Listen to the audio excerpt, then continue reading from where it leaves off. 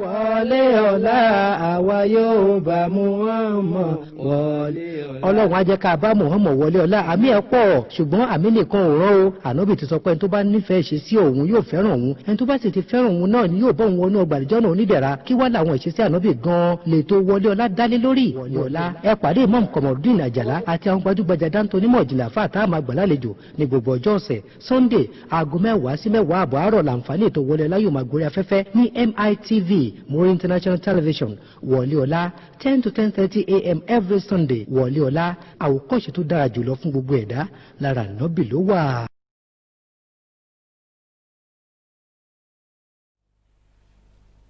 أعوذ بالله من الشيطان الرجيم بسم الله الرحمن الرحيم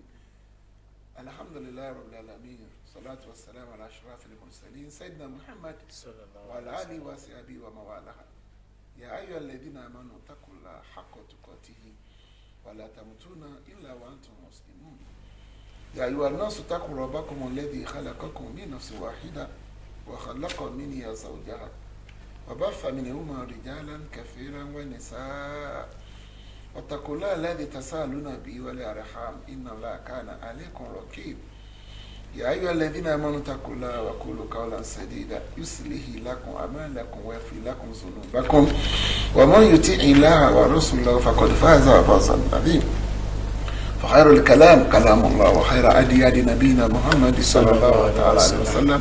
وشر الأمور محدثاتها وكل محدثة بدعة وكل بدعة ضلالة فكل ضلالة في النار فليصدق من ذلك. adúpẹ́ fún sáàtì ramani. tó ní ká wáyé taráyé wá tàbáwáyé tá ò wúlò ta ni ó kó Olúwa lẹ́jọ́. tàbáwáyé táwọn mutí. ta ni ó kó Olúwa lẹ́jọ́. tàbáwáyé táwọn mugbó. ta ni ó kó Olúwa lẹ́jọ́. tàbáwáyé táwọn ṣẹbọ. ta ni ó kó Olúwa lẹ́jọ́. adúpẹ́ fún sáàtì ramani tó ní ká wáyé taráyé wá tàbáwáyé tá ò lẹ́sìn ta ni ó kó Olúwa lẹ́jọ́. ọlọ́run káwọn àáfàá wa o. àwọn tó kọ́ wa ní mímọ̀ tó kún kẹ́kẹ́. ọlọ́run káwọn àáfàá wa. àwọn tó kọ́ wa ní sùnà tó yéyéké.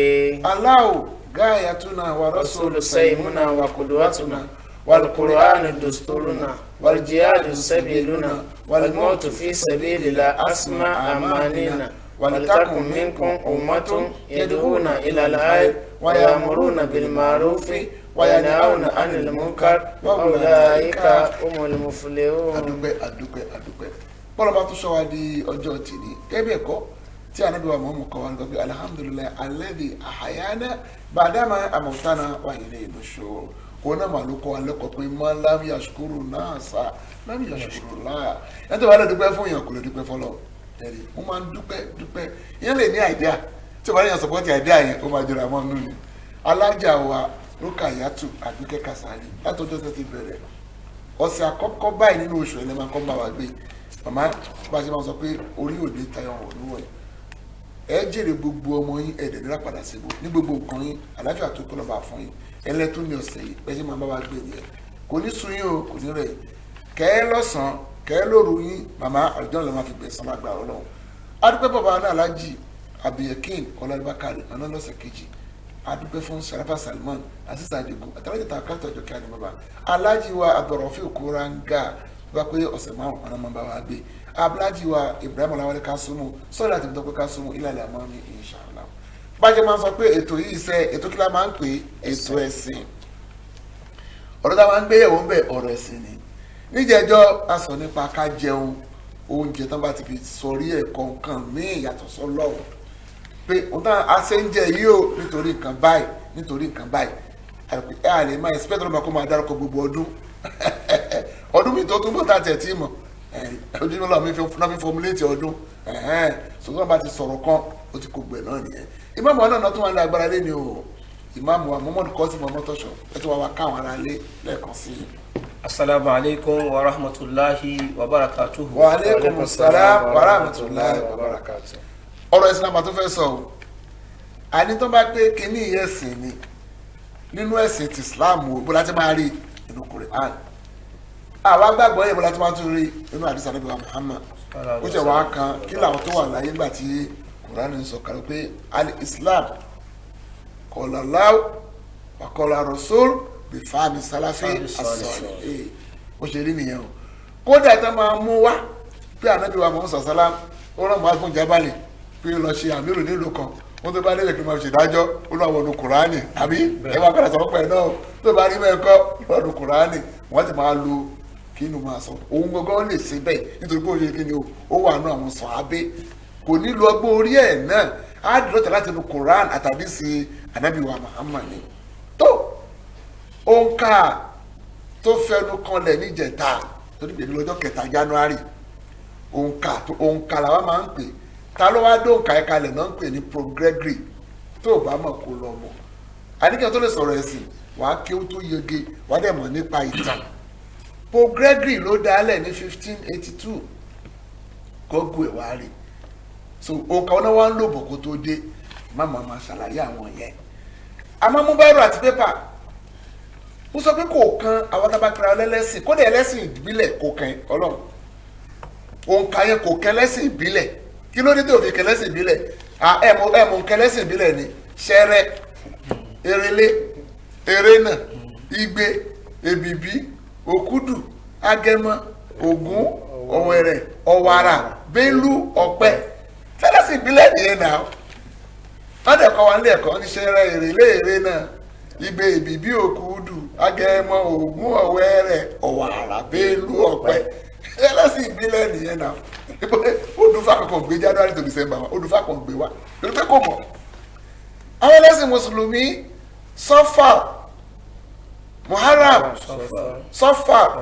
rọ̀bìlà awwal rọ̀bì fáàní jùmọ̀dà ula jùmọ̀dà fáàní rọ́jàb shaban ramadan shawwal dhulqada zulhijja káwọn bẹ́ẹ̀ gbọ́dọ̀ bọ́ọ̀dẹ̀ sọ nípa ẹni ìmáàmù máa sọ láti síwájú àní sọ Quran 9:36 máa máa kà fún yín ọlọ́ba dárúkọ oṣù 12 ni kò tẹ̀ wá dárúkọ tó wá dárúkọ ní ṣáàrù Ramadan oṣù Ramadan aláṣẹ òsèlè àfihàn ọlọ́ba dárúkọ oṣù wa fún wa tẹ́lifíṣẹ́ tẹ́lifíṣẹ́ síbẹ̀ ó ti máa fẹ́ gbàwé èèyàn lójú tó ní kí wọ́n yan náà fìlà kí wọ́n gbàdúrà ọdún tuntun ọdún wo lọ́dún tuntun ọmọ yẹn tó jẹ́ kìrìsìtẹ́nì gan mo bá ẹrù àti pépà tó bá wọnú Esther 3:7 oṣù tó ń pè lóṣù àkọ́kọ́ níbẹ̀ wọ́n ń pè ní Adari Adari Esther 3:7 tó bá wọnú 1 King chapter 6:1 oṣù tó ń pè lóṣù kejì ó jẹ́ Sifi Sifi 1 King chapter 6:1 ó ní oṣù kejì nínú bíbélì ó náà ń pè ní Sifi tó bá wọnú Esther 8:9-11 ó ní oṣù kẹta nínú bíbélì ó náà ń pè ní Sifan Sifan Esther 8:9-11 tó bá wọnú Exodus 13:3 ó sọ pé oṣù kẹrin ń pè ní Abibu ti nà Yorùbá kọ́ Abibu mo jẹ́ pronunciation lè yàtọ̀ àmọ́ tó kọ́ pé ó ní oṣù kẹrin nínú bíbélì o Abibu kápẹ́ ní Abibu wọ́n dàbí Abibu ó ní oṣù karùn-ún nínú 1 King 8:2 ó pè ní Etaminu Etaminu sórí pé báàbù náà dárúkọ oṣù tó lè dárúkọ January to December ká má bàa rọ̀gùn tó lọ ka Lẹ́fítíkù 23:33-24 Lẹ́fítíkù 23:33-24 tó lọ ka 1 King chapter 6:38 1 King chapter 6 finally wà lọ ka Esther 2:16 wàá rí tó pè ní oṣù kẹwàá ń bẹ̀ so ọ̀rọ̀ ìtàn ọ̀rọ̀ ẹ̀sìn ni alẹ́ tó dẹ̀ lágbára jù ìlàrẹ̀lẹ́ látọ̀lù kọ́dìrì torí ìdílé owó kaláwa àwà níjùmọ́dá àwà báyìí bàbá àmàm ìbá dá sọ̀rọ̀ yìí. نعم بسم الله الرحمن الرحيم أشهد أن لا إله إلا الله وحده لا شريك له وأشهد أن محمدا عبده ورسوله اللهم صل وسلم وبارك عليه وعلى آله وصحابته ومن تبع هداهم إلى يوم الدين وبعد adúpẹ́ fún Ọlọ́run tó fi Islam tó fi ṣe wá ní ọ̀ṣọ́ wá fi ìfẹ́ Ọlọ́run ìfẹ́ ànábì ó fi sí wa lẹ́mìí ló fi jẹ́ pé tá bá sọ pé ó ní kullul ulumi siwal Qur'ani mushkilatun illa al-hadith wa illa al-fiqh fi ad-din wa illa al-fiqh fi ad-din náà wọ́n ní gbogbo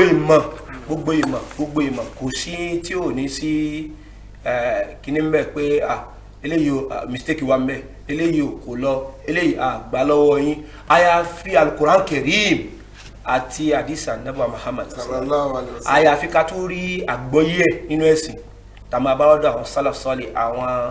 sahaba àtàwọn tó tún tẹ̀lé wọn ní sẹ́ńtírì 100 láyé ànábì sẹ́lẹ̀m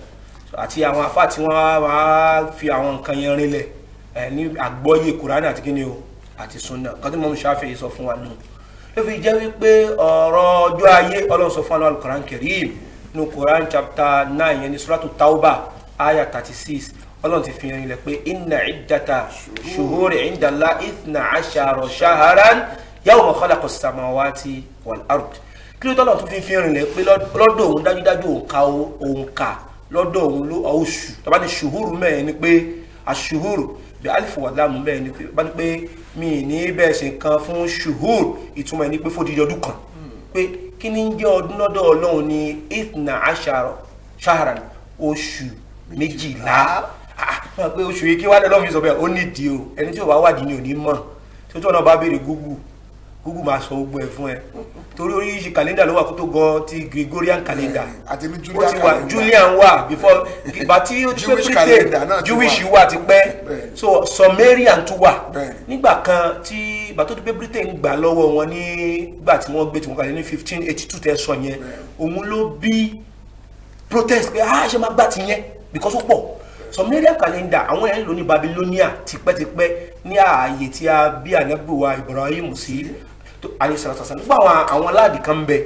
ancient land ní tó ti pẹ́ irú wọn ní Egypt wà Babylonia wà ń bẹ ó wà tọ́ba ní Persia ìyẹn ní Iran àti Iraq ní lónìí bẹ́ẹ̀ náà ní Babylonia bẹ́ẹ̀ ló ti ṣẹ̀ tọ́ba ń sọ ọ̀nà mùrúdù Babylonia náà ó ti gbógun dìde tí Ọlọ́run àti tànábì rẹ̀ ànábì wa Ibrahim alayhisalatu gbogbo ìgbà yẹn gbogbo náà lóṣù tí wọ́n ń kà àtàyà ànábì Adam wọ́n ti ń ka oṣù àmọ́ tí èmi àti yín máa jọ gbà tàjọ máa gbà wọlé tí ò ní dàrú òun ni pé ìtọ́lọ̀ ń gbé kalẹ̀ lóṣù 12 òṣùpá ni ó jẹ́ kó rọrùn gan a máa retí kó ṣùpá lé ló fi jẹ́ pé nínú déètì táwọn bàbá máa ń lò wọn lè yá pàdé ní òṣùpá àgàgà àwọn tó máa ń tọ́jú òṣùpá 11 kẹrìnlá ibi tó máa ń fi pàdé sí nìyẹn wọn tó bá di òṣùpá ìkejì ní àpàdé ní báyìí á sọ̀rọ̀ báyìí á já sí ní ìpínlẹ̀ wa gangan ní òṣùpá ìfàfáwọn wà bẹ àwọn kan dá oṣù kan lẹ́tọ́ pé mẹ́wàá ni ìyẹn ló bí tọ́lọ́ fi ń fi hàn nílẹ̀ fanibà Muhammad pẹ̀lú inna ọlọ́run fi hàn nílẹ̀ taukid ni pé emphasis ni inna iddata shuhur dájúdájú ọdọ Ọlọ́run náà o òun ni ti 12 pátá àwọn kan dá mẹ́wàá lẹ̀ àwọn kan lo mẹ́wàá àwọn kan lo 12 inú àwọn tí wọ́n lo ìpínlẹ̀ òun làwọn Sumerian calendar yẹn gbogbo ẹ̀ náà lọ padà parẹ́ àwọn èèyàn ń lo 12 bí tọ́lọ́hún wọ́n dẹ̀ ń lo òṣùpá ní wọ́n fi ń kà wọ́n wá ló kọ fún wọ́n wá lò ní first month second third wọ́n ṣe máa ń lò tó wọ́n fi kan 12th month nìyẹn kò sí January kò sí February nígbà yẹn. àwọn Roman Empire bàtọ́ àti Roman Empire àwọn ẹ̀sìn rí wọ́n kú fún sàwọ́jìrìsì gbogbo ẹni wọ́n pé ẹ̀sìn ò gbáláyè oríṣiríṣi wọ́n gbé wọ ọ̀dọ̀ àwọn Nasara ni wọ́n gbà wọ́n ti embrace ẹ̀ àwọn lọ́wọ́ ń gbé wọlé bàtọ́ gbé wọlé tó bẹ̀rẹ̀ oṣù tí wọ́n láti máa lò àwọn náà kọ́kọ́ fi January bẹ̀rẹ̀ tẹ́lẹ̀ kan náà wá tún jẹ́ alágbára kan bàtí Julius Caesar tún dé ẹlòmíì sí lórúkọ bàbá rẹ̀ ó fi bẹ̀rẹ̀ ọdún kan ó ní Mars lórí first year pé first month lọ́dọ̀ tí wọ́n bàtọ́ wá yá ẹ̀lẹ́kan alóòṣà òòṣà ńlá ìlú ẹ̀ka máa tá bá fi ọlá fóòṣà yìí ọdún yìí ó máa pè wá gan ẹ̀rí ó máa pè wá gan òòṣà yẹn wọ́n jẹ́ Janus òun lọ́ fi gbé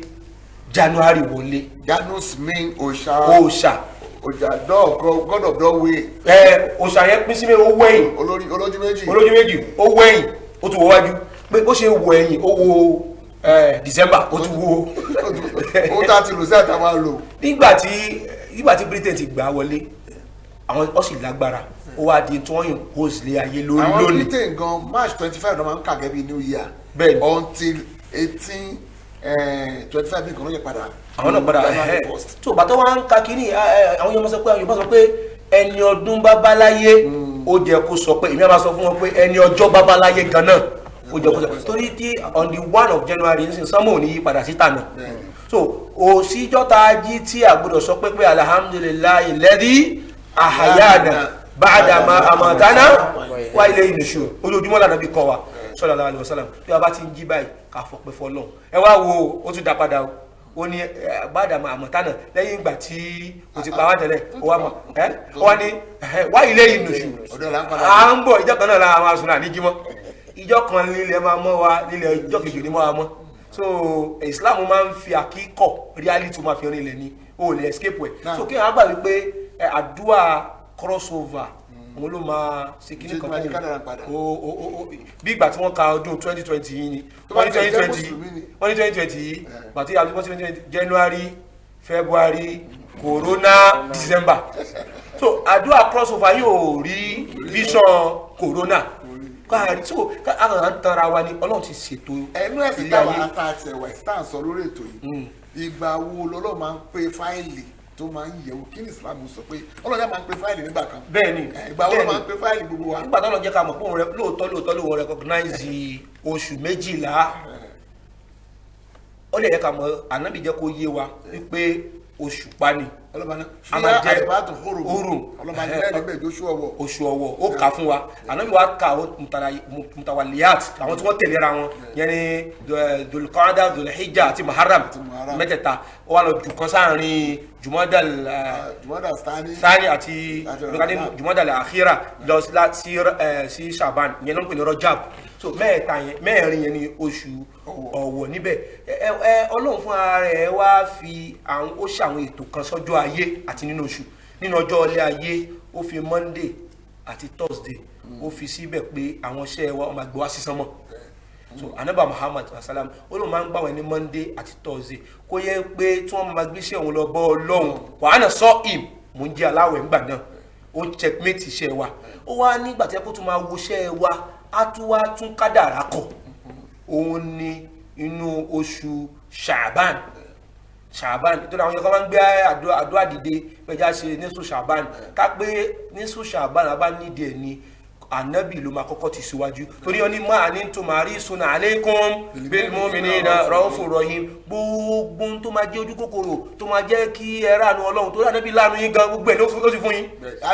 a ti ṣe so ànábì ò mú kankan wá àyàfi tó perfect gbàtà níbi sọ pé bí yẹn 40 bá kírun sókù mùsùlùmí lára yẹn 40 tí ò ṣẹbọ sọ́lọ́run ó kọ́kọ́ sọ pé 100 yẹn lè pọ̀ ìyẹn ni rúkṣọ̀ ní àdìsẹ́lẹ̀ kejì torí sọ yìí náà ní méjèèjì pé 40 ń bì kan tí ò ṣẹbọ sọ́lọ́run Ọlọ́run máa foríjì àwa àgbà ìgbọ́lọ́run ní foríjì láti fi ń jókòó ìjọ kẹta ìjọ kẹjọ 41 so gbogbo táwọn ẹbí bá ti mú tó bá ti simplify ẹ̀ fún wa a tún máa tún fi tiwa kún kí ló dé alẹ́ 31st ò ní nǹkan kan ṣe pẹ̀lú wa kò ní ṣe kó dàbí òun Ṣàbán nìyẹn gan náà kò ní ṣe ká gbéná fílà dìde ìtànà bí ní ká ṣe ní ká pọ̀ ní àwẹ̀ ní àkọ́kọ́ Ṣàbán nìyẹn àkọ́kọ́ ìdajì yẹn ká pọ̀ láwẹ̀ ànábì máa ń gbàwẹ̀ gan ní torí pé Ọlọ́run fẹ́ yí àwọn kankan padà ló kádàrá tó bá tún wá di Ramadan ní mẹ́wàá gbẹ̀yìn Ramadan Ọlọ́run tó wá fi òru síbẹ̀. Laylatul Qadri khayrun min alfi shahr ẹ̀yẹn wá rinlẹ̀ pé Ọlọ́run àtún máa yí kádàrá padà ń gbà yẹn agbéṣẹ́ wa lọ ní Ṣàbán wá wo iṣẹ́ wa lọ Ṣàbán wọ́n wò pé ṣe iṣẹ́ eléyìí ṣe sàádà lẹ́ni ìfẹ́ mú ni àbí ṣàkọ́wà sórí ire làbó lórí ibú ni fẹ́ nìyí tó bá di alẹ́ òru Laylatul Qadri wọ́n á wá tún kádàrá kọ̀ fún ní kálukú àwọn ìyẹn làwọn máa observe la máa ń wá káàkiri àwọn wa ànábì kọ́ wa ẹ̀wà síbà ẹ̀wà síbí tí o bá sọ pé wọ́n ní tànàbí bá ń wá tí o bá tó yàn wọ́n ní iná ló máa tó yàn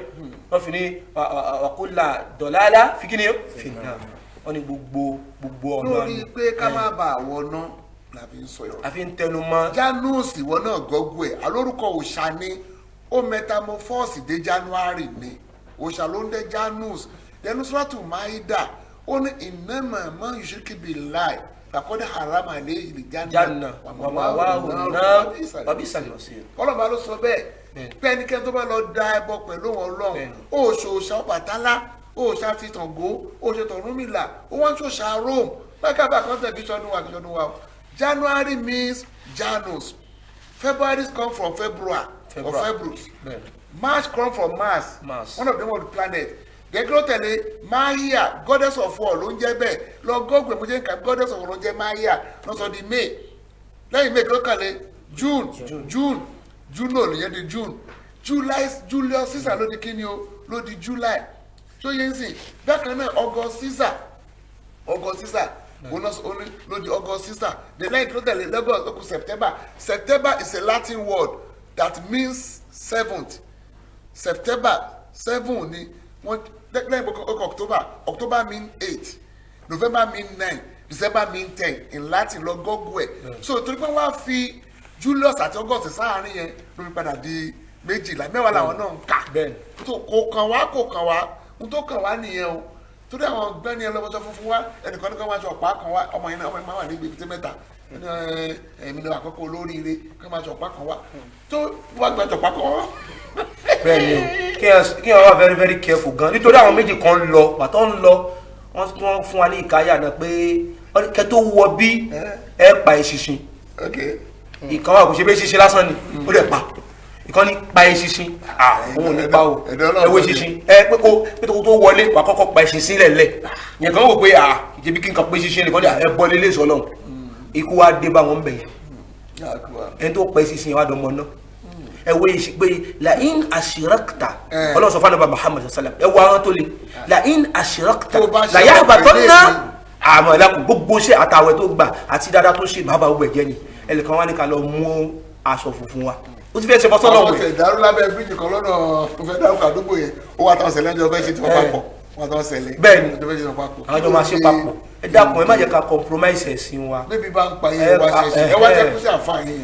yẹn ẹ má yẹ ká compromise ẹ̀sìn wa ẹ má jẹ́ kí ọ̀gá àti poverty. àwọn tó bá ṣe tiwọn jẹ́ kí wọ́n ṣe tiwọn ẹ jẹ́ káwọn náà ṣe tiwa a lè dápọ̀. dé mo tún fẹ́ advice yín o òfin covid wà ń ta o tó bá lọ sí road park wọ́n lọ sí stadium lálẹ́ wọ́n ní kẹ́ máa ṣe anything public gathering àwọn tó pé hall àbí mosque kẹ́ lo half of the iye tó lè gbà tó bá lọ tẹ́ni ẹ bọ́ lọ gbé kí wọ́n bá lọ mú ẹ ẹ lọ́nà bá ọ̀rẹ́ iṣẹ́ o àní gbogbo alalẹ́ má fẹ́ sọ fún wọn gbogbo alalẹ́ la lè kírun gbogbo alalẹ́ lọ́lọ́run bá ń gbà sọlá tún lẹ́ẹ̀lì mọ́tìnà gbogbo alalẹ́ ẹ̀rí kúmi lẹ́yìnlá ìlà kọ́lí àṣẹ ni ìwọ̀n nínú súrátù Muzamil bàtọ́ lọ́run sọ nígbẹ̀yìn yẹn tí ì bá ṣe wípé ọlọ́run sọ pé wà á nà fi kún arí àmọ̀ pé nínú yín wà ẹni tó jọ lẹ ẹni tó jẹ́ pé kínní ni àmọ́ fákàràwù mọ́tàyà sára nínú ìkọ́ lọ́sọ ọ̀rọ̀ tàjú náà lọ́sọ mẹ́ pé ṣáṣe wọn bá so ìyẹn ni pé tàjú nìkan kò bá jẹ́ ọ̀ràn yàn lójoojúmọ́ àmọ́ ká gbìyànjú. ó tiẹ̀ wá lè jí lóru ó lè jí lọ́wọ́ ọ̀dájí iná kòrè ánà lè fájírì káàdà mọ̀ṣúhù wal Qur'an al-fajr inna Qur'an al-fajr kana mashhuda àwọn sọ ti wá o ìmọ̀ ṣàkìrà ń pa ìmọ̀ kàfúrà àṣàtàkò wàhálà àṣàtàkò wọn náà gbọ́ àánú mọ̀ tẹ́lẹ̀ àbí náà ti lọ ìwà ìmọ̀ ìgbàlódé báwọn ṣe wọ́n tẹ́sí ti yé ohun tí ò bá jẹ́sìn gbà yé ànábì kò lè jẹ́sìn lẹ́yìn ànábì kò lè jẹ́sìn ká lọ ṣe tàjúdù ní December 31st to 1st kò ń ṣàrẹ̀ ẹ̀sìn wa o kò ń ṣàrẹ̀ ẹ̀sìn wa o ohun tó dẹ̀ ṣe oúnjẹ Christmas náà ló ṣe oúnjẹ ilé ìjọ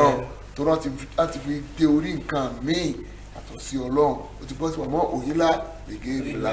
ó ti bọ́ sí pé làtàkùn mímọ́ yuskaro ismailai aleyhi má jẹ́ tí wọ́n bá torí Ọlọ́run bá ṣe kíni tí wọ́n bá provide Quran 6 verse 1-1 Quran 5 verse 3 Quran 109 verse 1-6 òyìnbó wa pẹpẹ lákùndínù kún. àti Quran 2 verse 208 idkhulu fi silmi kaffa wala tattabi'u khutuwati shaytan innahu lakum aduwwun mubin ẹ má tẹ̀lé khutuwati àṣetánì ti lànà kalẹ̀ tá máa yọ wá díẹ̀ ló máa yọ wá torí ọ ní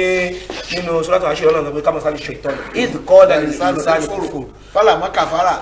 qala inni bari'un minka inni akhafu Allah àṣetánì máa ń lò ètè gan ọwọ́ sọ̀tàn àfa kan torí nínú ètò Ọlọ́run ni pé kéèyàn mari Ọlọ́run ni kéèyàn mari àdámọ́ Ọlọ́run ti dà sí wa lára tọkùnrin bá wọ éèjì kan ara move tóbìnrin bá wọ éèjì kan ara máa move àmọ́ kéèyàn wá dìnnà yẹ Ọlọ́run ní warabaniya ibtada'uha fama ra'awha haqqa ri'ayatiha fadaism kéèyàn sọ pé mi ní níyàwó lọ́kùnrin Ọlọ́run ibtada'uha bídíà ni wọ́n dálẹ̀ fún wa fama ra'awha haqqa ri'ayatiha wọn mójútó ọ̀pọ̀lọpọ̀ fada ló ní ọkùnrin tí ń bá sùn torí ó gbọ́ tó ń bá bóbìnrin sùn wá padà lóyún àṣírí àtú nítorí ọkùnrin náà fada ni nígbà tá Ṣẹ̀tánì yẹn mú pé ṣe kèfèrí sọ́lọ́run ó ní àníìmí àṣẹ mímọ́ sọ́lọ́run ni mí ní ṣe kèfèrí Ṣẹ̀tánì wá dé nǹkan kan sí wá dé ọmọbìnrin sí ọmọbìnrin wa ń gbé lọ́dọ̀ ẹ̀ ọmọ ọlọ́mọ ẹ̀gbọ́n rẹ̀ ló mú wá pé ẹ bá mi kọ́ lẹ́kọ̀ọ́ ẹ bá mi kọ́ kéwú ìwà ń da yóò máa daṣọ gbòó ọmọ yẹn ara rẹ̀ á sílẹ̀ díẹ̀ ojú ẹ̀ padà wọ́dà súnmọ́ ọmọ yẹn pàtó padà á súnmọ́ ọmọ yẹn wá lóyún pàtó àṣírí tú òun dídí fadá ó bá pọ̀ ọmọ yẹn pàtó pọ̀ èṣù yìí náà ló ń ti o èṣù ní lọ bẹ́ẹ̀rì ẹ̀ ó ti lọ sín pàtó ti sọ ní àgbọ̀dọ̀ ọmọ yẹn tó ń bọ̀ èṣù ti lọ bá pé ní tí wàá ṣe báyìí òòṣà báyìí lọ forí kanlẹ̀ fún tó bá ti lọ forí kanlẹ̀ fún òòṣà yẹn àṣírí àbò ó padà wá ṣe kèfèrí tí àṣetánì Ọlọ́run ànábì fún wa nítàn yẹn ká lè mọ̀ wípé a máa tì wá díẹ̀díẹ̀ náà ni tó bá ti ń tì wá bá ní kò sí tó burú tá ti ń jẹ́ ńlé orò àwọn jẹ́ ńlé egúngún òun lọ̀rọ̀ tó wà lẹ́yìn mùsùlùmí má lọ gbogbo nǹkan ló wọ́n ń jẹ́ o kọ́ gbogbo ẹ̀ wá àti ráwọn ọmọlé kéwú akọ̀ bò wọ́n lójú ni ilé kéwú tí wọ́n ń lọ olóòkọ ó tí wọ́n túnmọ̀ pé wọ́n kọ́ ní gbogbo tá à ń sọ yìí gbogbo àwọn ayà Kùránì táwọn kóòtù wọn kọ́ wọn gbogbo ìtàn Ànábì wọn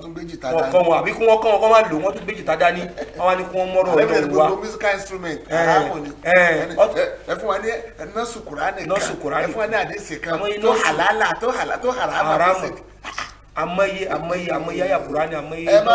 tí ẹ bá gbọ́ tí ẹ ronú sí ìyó kẹ́kọ̀ọ́. ẹ má fi ẹ̀sìn ṣàwẹ́wà ẹ̀sìn wa yìí ó nídìí ká wá díẹ̀ gbogbo tó ń ṣe tẹ́lẹ̀tẹ́lẹ̀ náà kọ́ lẹ́sìn nígbàtà wá jẹ́ pé àkàndẹ́mù Christmas nìkan àníkódà bólú nàbí òsẹ́ kò sí lára Islam wọ́n rún mọ́ ní. ẹ tó lóun sọjọ́ òbí ní January kìíní kan bí òun ṣe ní March kìíní kan lọ́dọ̀ Ọlọ́run ọjọ́ tó bí kọ́ nìyẹn nítorí pé ọjọ́ yẹn oṣù tọ́lọ́run ló recognize 29-30 29 ló pọ̀ jù. oníjùmọ́lá ta ní 1380. so wọ́n tó jẹ́ 15 years lọ́dọ̀ Ọlọ́run 16 years nìyẹn wọ́n tó bá jẹ́ 30 years lọ́dọ̀ Ọlọ́run 32 years nìyẹn so torí àwọn ọjọ́ lọ́dọ̀ Ọlọ́run òun dí sí ti oṣù Shamsiyya. tó tọ́ka sí pé gbàtẹ́ ń gbàdúrà yẹn gbàtọ́lọ́mọ recognize. gbàtọ́lọ́mọ bá gangan fúnra rẹ̀ tó dá sánmọ̀ tó dálẹ̀ yàmọ̀ kálákọ̀ samawati wal ard kò recognize àwọn. oníjọ́ tó ti dá sánmọ̀ àti ilẹ̀ ló ti recognize oṣù 12. bẹ́ẹ̀ni tó dẹ̀ jẹ́ oṣù táwọn fi oṣù pa Gregorian ló dá alẹ́ pọ̀ Gregory tó bá mọ̀ sẹ́ni Nicholas ló ń jẹ́ Santa Claus ọmọ Turkey ni o òun ló máa ń fúnyàn ní gift lọ́tún gọ́ọ̀gù ẹ̀ gọ́ọ̀gù dáa gan o ifá tí o gbowó kí ẹ tó mọ̀ ó yẹ máa so tọ́ òun ló máa ń wọṣọ red and white ó máa ń fúnyàn ní gift àmọ́ sí o ti wà èrò ẹ̀kan pẹ̀lú promo wọn green ní prayer Christmas wọn wọ àwọn oníṣẹ́ sí bọ́ọ̀lù yẹn sì blue ní prayer Christmas wọn máa ń wọ ìròrí ni sórí ìṣì wọn tún gbé wá báyìí sí tẹ́wọ́ gba gbélé náà gbogbo ìkàlẹ̀ àgbà. mo tán pè lẹ́sìn tọ́lọ́ bá sọ tánà bí sọ adẹ̀wọ̀ ayé wá ṣẹ̀sìn ni o Quran 51 verse 56 the Quran 38 verse 20 ló máa ní pé àwọn kèfèrí sọ pé ilé ayé dàgẹ́gẹ́ bíi pápá àṣeré ọlọ́ba ní rárá o ẹni tó bá ní ayé dàgẹ́gẹ́ bíi pápá àṣeré zálíkà sọ́nà làtínà káfàrú fún àwọn ẹlú làtínà káfàrú nínú náà ọlọ́ba àṣẹ kò sí rere o bàbá sọ pé pápá àṣeré nílé ayé ọlọ́ba ní fún àwọn ẹlú làtínà káfàrú nínú náà so ilé ayé kì í ṣe pápá àṣeré o àwa ṣẹ̀sìn ni o adúpẹ́ fún aláàjì wa Abdulyakin Ọláwálé Bákàrè bàbá ni wọ́n ní ètò tọ́jọ́ tèmi ọ̀rọ̀ fana makana àlẹyà lẹlẹmọ mi ìṣe àdúgbò fún alájà wa káyà tàbí kí Kàsálí àbábá lónìí ọ̀sẹ̀ tó ń bọ̀ sọ́ọ̀rì ọjọ́ tèmi alájà ló kàtàkì Kàsálí ọ̀nà màmá ní sponsor ọ̀nà màmá ní first week láwàyè tó bá di upper week tó máa tẹ̀lé ní ti bàbá alájà Abdulyakin Ọláwálé Bákàrè ẹjọ́ má gbàgbé ọmọ wa tá a fẹ́ kẹ́ràn lọ́wọ́ ẹjọ́ má bínú ẹjọ́ sáré ka account number yẹn Access Bank ní Access Bank ẹ bá àrùn lọ́wọ́ ẹjọ́ 1393989927 nọ́mbà nìyẹn 1393989927 Abdulmumin Mobolaji ní orúkọ ọmọ yẹn tẹ́ bá fẹ́ pè nọ́mbà láti verify 08035204428 08035204428 tó ọlọ́run à ń lọ lọ́jọ́ tèmi lẹ́kọ̀ọ́ padà lọ́jọ́ tó ń bọ̀ subhana rabbika rabbil izzati amma yasifun wa salamun ala al-mursalin walhamdulillahi rabbil alamin. bàbá wa akẹ́yìn bàbá wa a sọ fún wa pé a ti wà lórí rédíò 1 ní Ìkòyí rédíò 103.5 ní gbogbo ọjọ́ Jímọ̀ aago 10 àbọ̀ sí aago 11 náà ni akẹ́kẹ́ máa gbọ́ wa kẹ́sì máa wà lórí Facebook náà kẹ́tì wá ran ètò náà lọ́wọ́ jazakumullahu khairan ọlọ́run ọdún kápọ̀ lọ́wọ́ rédíò 103.5 nílùú Ìkòyí ní ọjọ́ Jímọ̀ aago 10 àbọ̀ sí aago 11 ẹ̀jẹ̀ ká pàpà níbẹ̀ o salamu alaykum wa rahmatulahi wa barakatuh. wọlé ọ̀la àwa yóò bá Muhammad wọlé ọ̀la. ọlọ́run á jẹ́ ká bá Muhammad wọlé ọ̀la àmì ẹ̀ pọ̀ ṣùgbọ́n àmì nìkan ò rán o ànábì ti sọ pé ẹni tó bá nífẹ̀ẹ́ ṣe sí òun yóò fẹ́ràn òun ẹni tó bá sì ti fẹ́ràn òun náà ni yóò bọ́ òun wọnú ọgbà àdìjọ́ náà onídẹ̀ra kí wá làwọn ìṣesí ànábì gan-an lè tó wọlé ọ̀la dálé lórí wọlé ọ̀la ẹ pàdé Imam Kamaldeen Àjàlá àti àwọn gbajúgbajà dáńtó onímọ̀ ìjìnlẹ̀ àfáà tá a máa gbà lálejò ní gbogbo ọjọ́ ọ̀sẹ̀ Sunday aago 10 sí 10 àbọ̀ àárọ̀ làǹfààní ètò wọlé ọ̀la yóò máa gorí afẹ́fẹ́ ní MITV Muri International Television Wọlé Ọlá 10 to 10:30 a.m. every Sunday Wọlé Ọlá àwòkọ́ṣe tó dára jùlọ fún gbogbo ẹ̀dá lára Ànábì ló wà.